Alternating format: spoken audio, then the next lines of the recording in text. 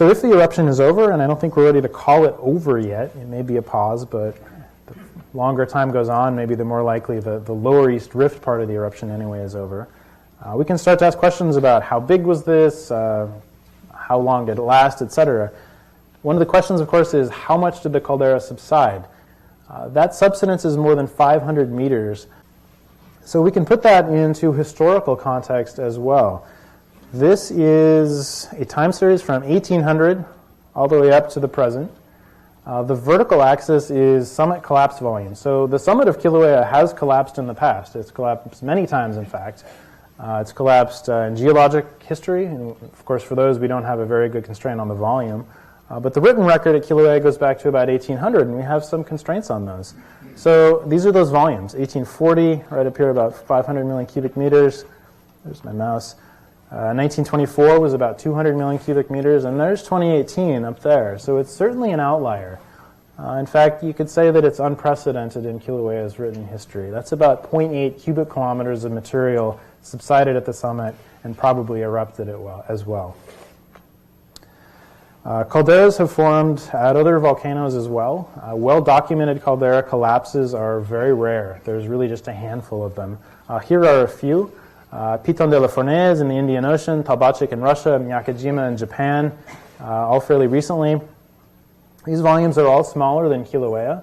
There were a couple, however, that were larger. Fernandina in the Galapagos in 1969 and Bardabunga in Iceland, both close to 2 cubic kilometers. So Kilauea 2018 is not the largest ever, but it is certainly significant. And it is also, I would argue, by far the best documented. So before I close, I'll leave you with a parting shot. This is an oblique view of what the summit of Kilauea looked like, let's say, in spring of this year. And then this is what it looks like now. And so all the data goes into this, but sometimes it's good to step back and really get a sense of how things have changed. The parking lot that I was talking about is right here. You can see how that disappeared.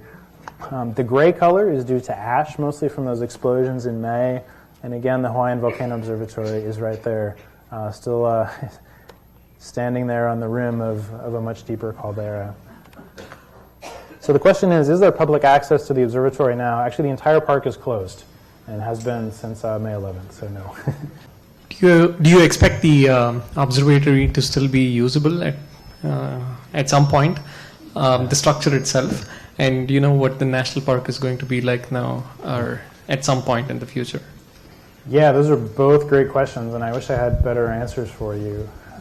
This eruption has been really challenging for HVO. You can imagine responding to the biggest event in generations while your office is being destroyed by earthquakes. It's not easy. So the state of the building, it's a good question. There will be structural engineers going in to evaluate it, et cetera, and I don't know what the outcome will be.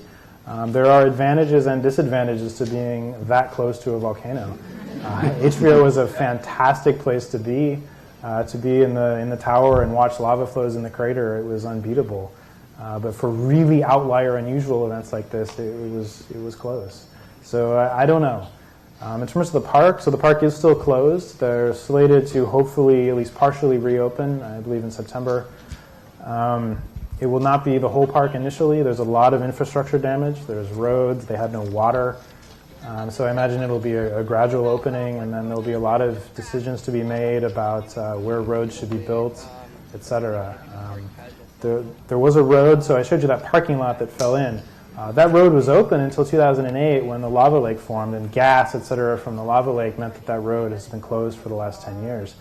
It's possible that there could be another road down there. Right now there's no lava lake, there's no gas. The air is quite nice down there. So this is, I guess, you could look at it as an opportunity for the park to make decisions about long-term land use going forward, and I'm sure they're having those discussions right now.